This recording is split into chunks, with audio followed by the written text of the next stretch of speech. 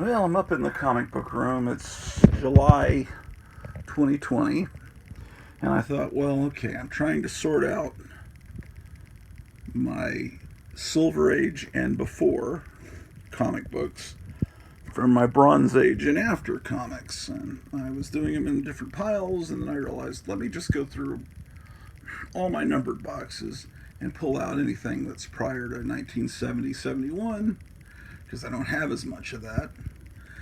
And the rest is already pretty much alphabetized. Why am I doing all that work twice? So I've been going through some of these boxes here and pulling out earlier earlier comics. And some of them aren't bagged and boarded, and some of them are bagged, but like this example here is not yet boarded. This is Fight Comics number 80.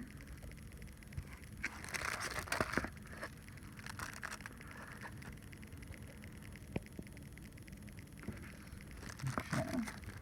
It's Fiction House. And another Fight Comics.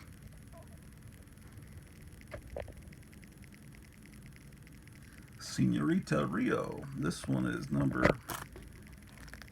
46. Okay, so this is, to me, is right on the cusp between Silver Age and Bronze Age. But because it has the corner box, I'm counting it as Silver Age.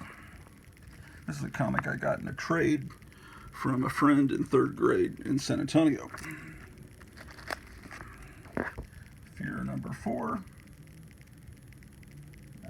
I'm going to count that as Silver Age. Fat Man, the Human Flying Saucer. Look at this. Written and drawn by the creators of the original Captain Marvel. O.O. Binder and C.C. Beck.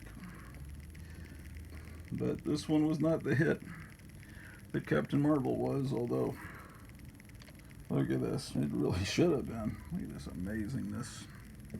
Wow. And fantasy masterpieces. Glad I'm pulling these out so I don't accidentally rebuy them, because I've been having this problem lately that I've been buying comics and being so excited about getting some new acquisition and then finding I've actually owned that comic for 40 years. Fantastic Giants. Conga and Gorgo, a Steve Ditko special.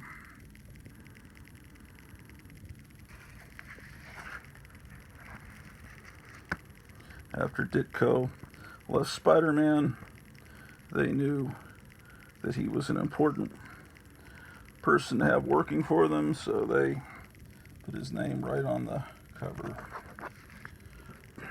Here's a comic book version of Fantastic Voyage.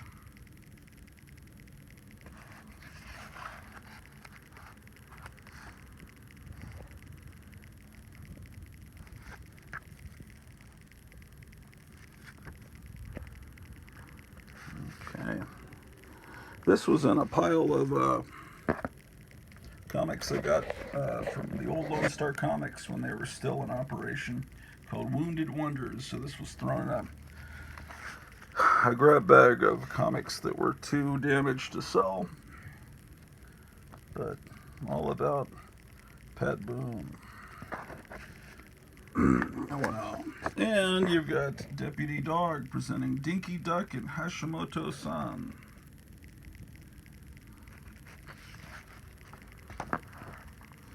Boy, did I love and still love Deputy Dog. They start working this. So one of the things I need to do is bag and board a lot of this. Dennis the Menace in Mexico, 1972. Oh, this is definitely Bronze Age. Enemy Ace. Oh, did I love Enemy Ace. This is Star Spangled War Stories. Yes, Enemy Ace with the Hammer of Hell.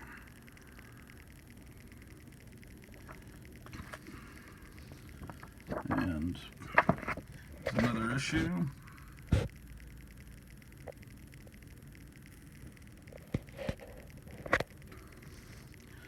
Another issue where DC had a long run where they had soldiers fighting dinosaurs. This cover here.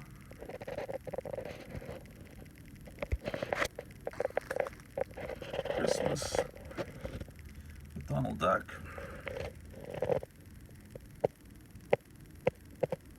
Let's see, 1961. And reprints of early Marvel comics. We've got a reprint of Fantastic Four, #4. This greatness. I actually have this issue that they're reprinting.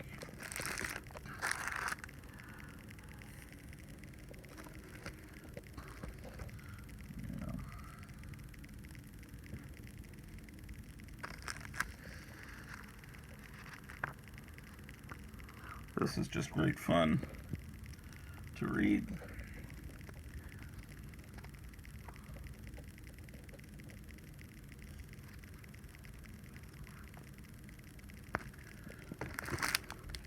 Let's see, I've got 2 copies of 16,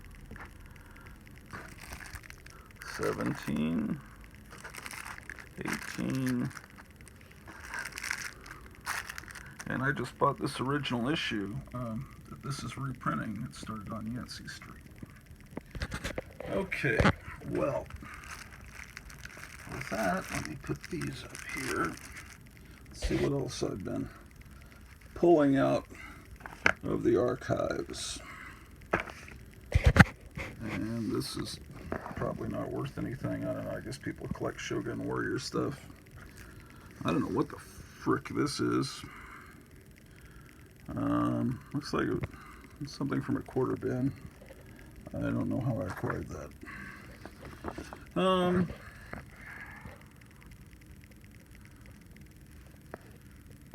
Archie's attempt to capitalize on the superhero craze in the 60s. It's interesting that in 1966, the Batman TV show caused kids to go and buy comics. This is a reprint. And it caused the sales of comics to go way up.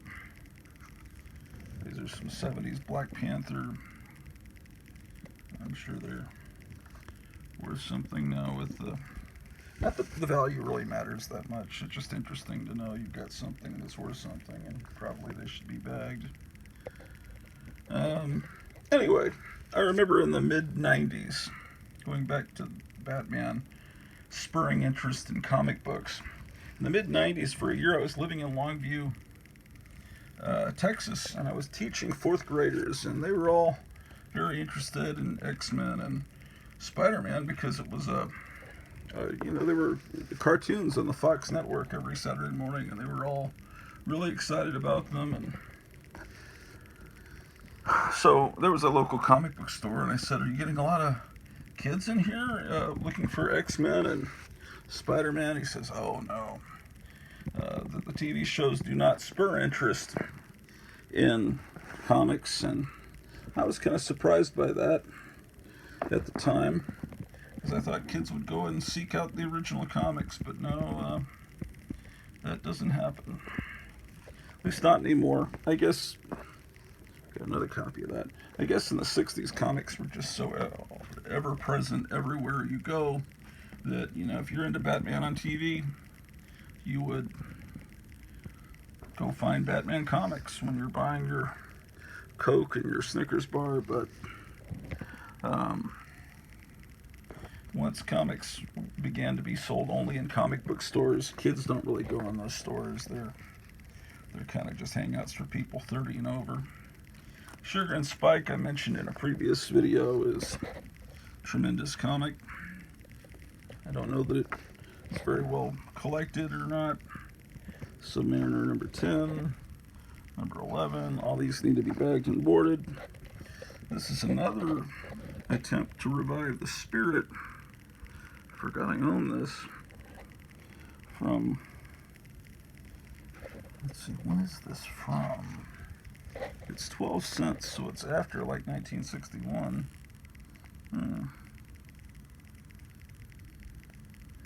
Don't let them call you skinny. Oh, here's the indica.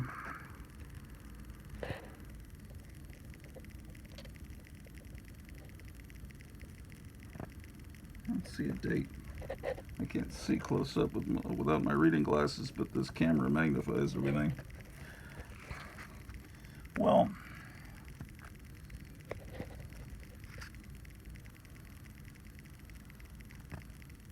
it looks like it's reprints of the newspaper strip. Oh, I'll always love this ad.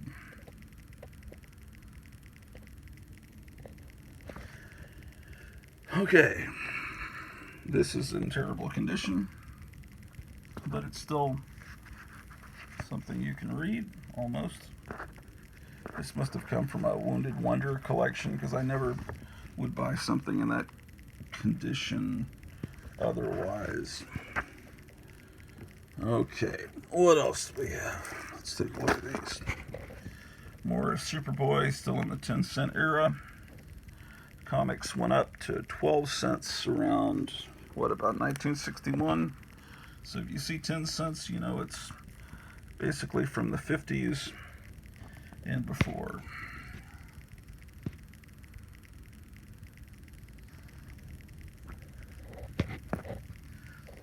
I think most of you already know that. I say that simply because there might be some people out there that are learning about comic books and comic book history. This is Black Panther number 1. I'm sure it has some value at this point. They're sure taking a lot of time making the second Black Panther movie, but I guess all movies are delayed.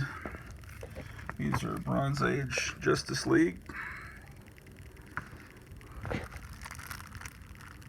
remember I love this where they have the heads along the side, because I remember when I was real little, like 5, my oldest brother Steven had some Justice League comics, and I remember seeing the heads along the side, and I just thought that was really cool.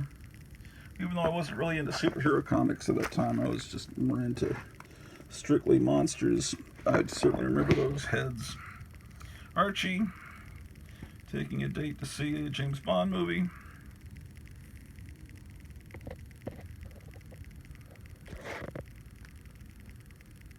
Yes, 007 was your grade on the algebra exam. Archie covers are great.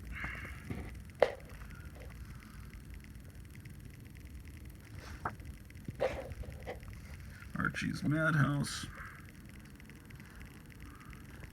Ooh, this has been scribbled on by some moron.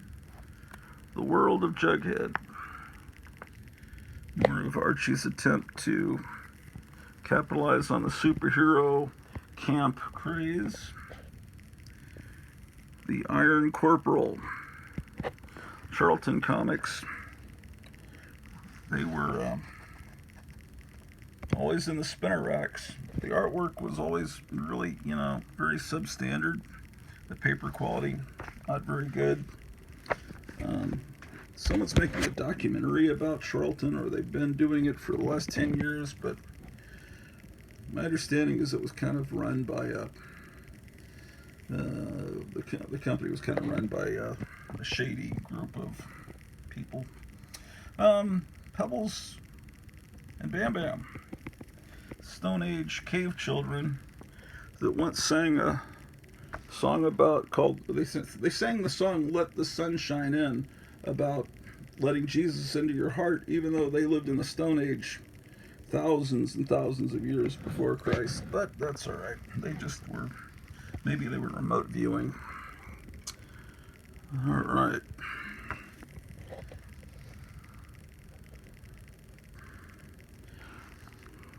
Champion was number 4. Okay. Oh, this is a great comic. I don't think this is my childhood copy. My childhood copy's in another box. But this is an interesting, yeah, this is an interesting comic. I remember buying this at the 7-Eleven in Hampton, Virginia when I was in second grade. Okay, so it's an Archie comic, right? And it's told by Sabrina, who you see on Saturday mornings, Sabrina the Teenage Witch. Yeah, okay, so it's horror stories, but they're drawn in the Archie style. See? It's that Dan DeCarlo Archie style. And so you open up the comic, and like this page here, you know, you got these regular Archie looking people, but they're reading these satanic books and they're melting and turning into monsters. He's sobbing. Although, if you use your imagination, you might be going, SOB, son of a bitch. But yeah, there's Sabrina, and telling you these stories, and they're all very twisted. Later in the run, this comic went for a little while. They started drawing this in a different style. There's a very old Classics Illustrated with Wuthering Heights, and another Classics Illustrated, Western Stories. Oh, what else do I have here? The Scottish Chiefs. And I've got a Terrible Condition, Haunt of Fear, number 9. Terrible Condition, but it's an easy comic. I start talking in a whisper, like I'm in church or something, like with a reverence. I start talking more quietly when I go through, like I'm in a museum or a library, because this is important. Oh boy, that smell is great.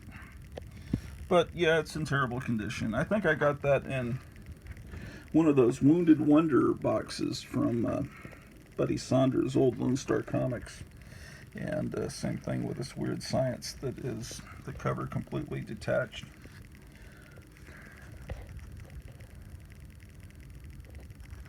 But yes, you need to get these bagged and boarded. And then there's a completely coverless Vault of Horror here. But coverless, you see, is still has some value, and it's still fun to read for sure.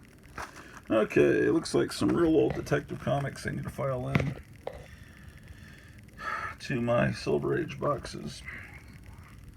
This is Detective 298. It was once owned by Betty.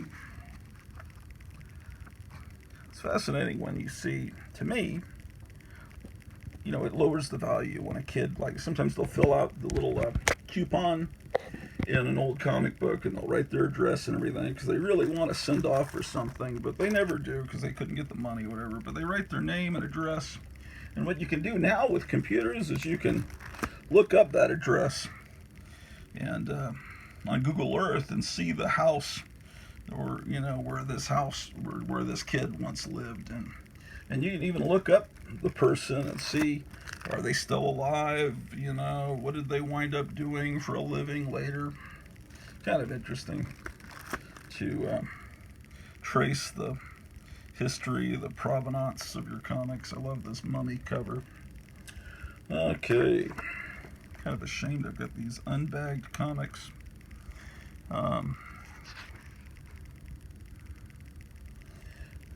More detective.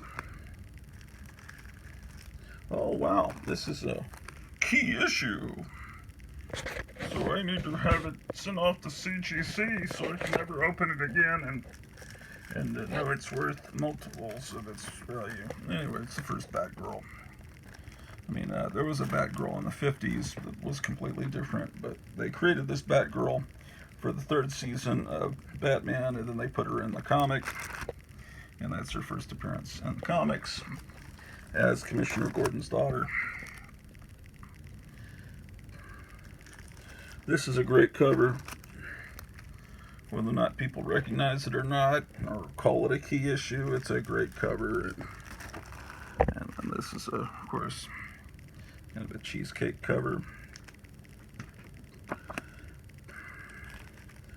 Just, it's a Detective Comics. I've got a file.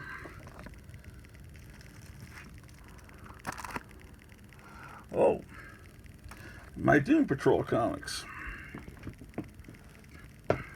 There's a Doom Patrol TV show on now that my wife and I watch. And this is where it all started, in this tremendous DC comic from the 60s. And I've got some filed already, but this is not my full collection, but this is just what I pulled out of the box this morning. Of course, the Doom Patrol started in a comic called My Greatest Adventure, and this is number 82. And of course, it started right about almost the exact same month as the X-Men comic, and it has a lot of similarities with the X-Men. And the question is, was it just an accident, or did one company rip off the other? And we may never know. Both teams are run by a guy in a wheelchair and that kind of thing.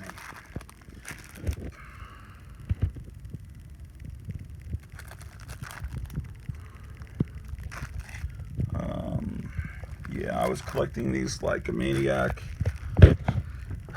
and I guess it was the 80s, late 80s, mid 80s, and I developed quite a run of them, and I need to write down what issues I have and try to fill in the gaps. I don't really know if they're going up in value right now because of the TV show or not. Meet Beast Boy. Okay, I'm sure this has some value, being his first appearance. It was later in the Teen Titans.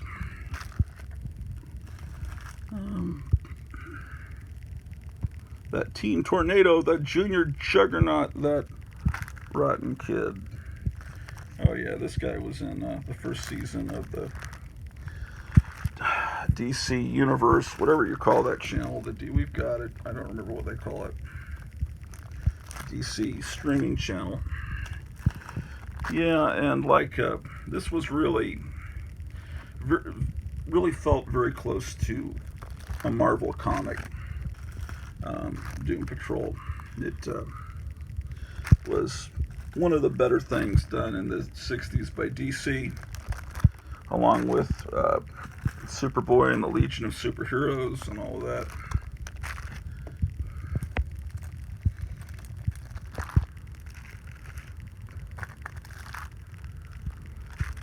I'm waiting for these people to show up to finish building my drive-in screen, which I will show you in a video later tonight. Hopefully, if it gets finished being built, we're putting up a drive-in screen in our backyard so we can enjoy movies at nighttime in the backyard.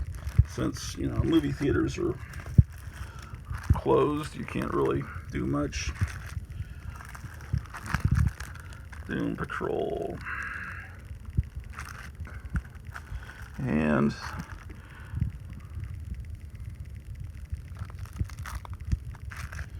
I'm starting to get psychedelic here. Victims of the Mind Stealer.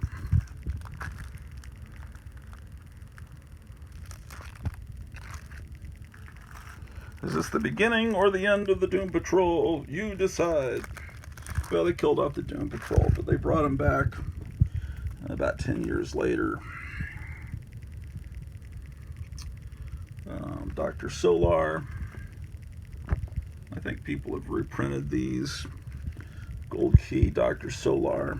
I was buying a lot of them when I was collecting like a maniac in the 80s. And then I kind of just fell off from collecting exclusively comics. I was collecting records and all kinds of stuff, but I wasn't buying many new comics. And I would seek out old comics when I could find them, but I had a lot of other things going on. And so now when I get a little bit more back into comics, I'm running the risk of buying things I already own that I bought 40 years ago or more. So I'm having to be careful. I'm going through and videotaping or recording with my camera here is helping me refamiliarize myself with what I already own, so I don't make any more of these stupid, like I own Weird War #1. That's amazing. I'd forgotten I bought that. I loved Weird War as a kid, and I guess I saw that. Looks like I need the second issue, though. Unless that's in the other box. That's the problem. I got to get everything together to really see what I own. So I'm going to count what I'm doing, which is stupid, I know. I'm counting the Silver Age as extending up until, DC went to 25 cents. And when they went to 20 cents, I'm counting that as when, in my opinion, in my boxes, that's when the Bronze Age is going to start. So that's how I'm dividing everything up. I also love the Metal Men, and forgot about them. And then we got some Boris Karloff comics, which was originally a spinoff from his TV show Thriller. So what I did here is I don't put the numbers on the front. So it looks like I did this in the 80s. I took some numbers. They used to give you little stickers with VHS cassettes, so you could number your cassettes. And I put the 2 little 3s. So this is issue 33, and then I put a piece of tape on top of the bag, so I'd know what issue that is. Then I got a little too lazy to do that, but I was doing that for a while, and these gold keys that do not have issue numbers on the front. Black Hawk. And here's a Harvey brought back the Black Cat like they did the Spirit. This one's got, looks like it was sitting in a 7-Eleven window. See, if you ever get a bleached cover like this, either a comic book store had it up on the wall and they had fluorescent light hitting it and that bleaches out all the reds, or these old spinner racks in the 7-Elevens and all the convenience stores, usually they were up against the window. And if you were in a hot climate like Texas in the summer, comics that don't have COVID, don't worry. Comics that were up against the, if the spinner rack didn't get spun enough and a comic was hit by the sun long enough, then it starts to lose its color, and that's what you may see from time to time.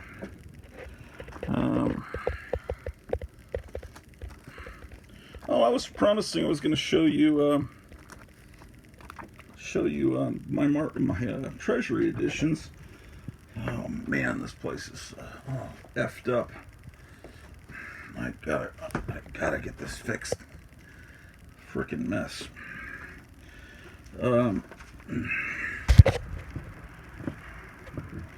Okay, I'm gonna lock my cat in this room and make sure that Pete is outside of this room.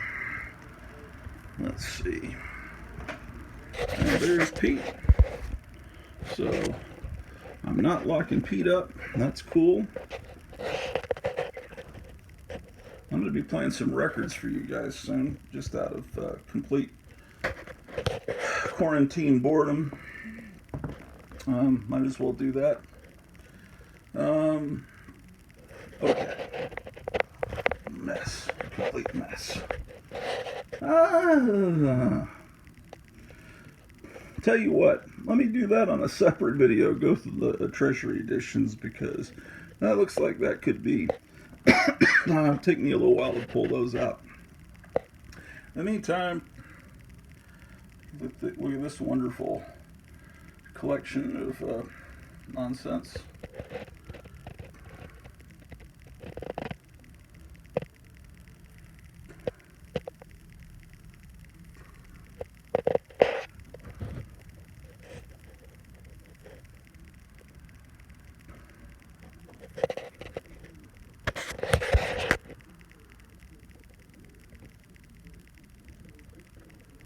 The treasury editions are down there, so I gotta pull them out. So that will take a little bit of work.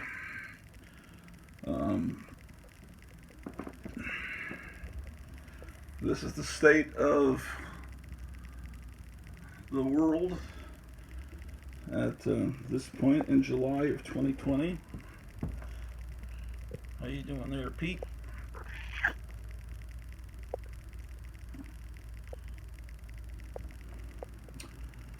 Well, I guess I'll go down and see if the people have shown up to start building the drive-in screen.